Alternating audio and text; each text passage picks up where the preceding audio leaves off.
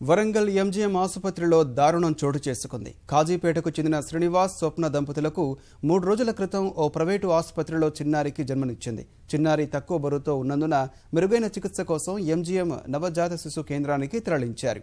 3 రోజులుగా చికిత్స అందించిన వైద్యులు మధ్యాహ్నం చిన్నారి మృతి చెందినట్లు ధృవీకరించి మృతదేహాన్ని బంధువులకు అప్పగించారు.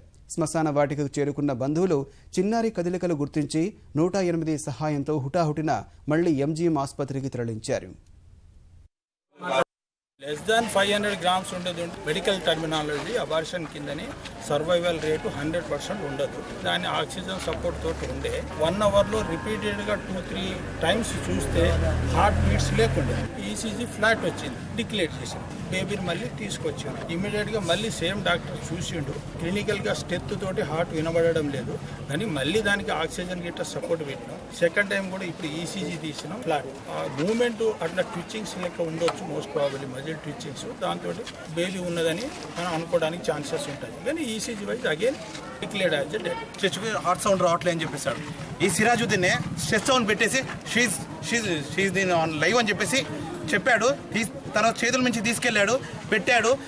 ఏది ఈసీ తీశాడు. యాజ్ ఎ కర్వ్ వచ్చింది. షీజ్ లైవ్ అండి.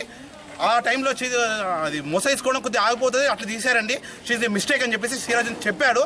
Now she's telling a blind is a లై. అది బ్రాండ్ గా రిపోర్ట్ ఇచ్చారు. అప్పుడు డెత్ అండ్ రిపోర్ట్ ఇచ్చడమే కదా తప్పది.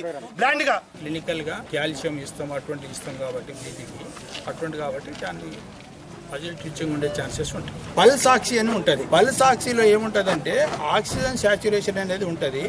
ఈవెన్ మనం కట్టకున్నా ప్లేన్గా వదిలేసిన 20% ఎయిర్లో ఉండే ఆక్సిజన్ తోటి కూడా కరువు ఇర్రెగ్యులర్ కర్వ్స్ వస్తుంటాయి.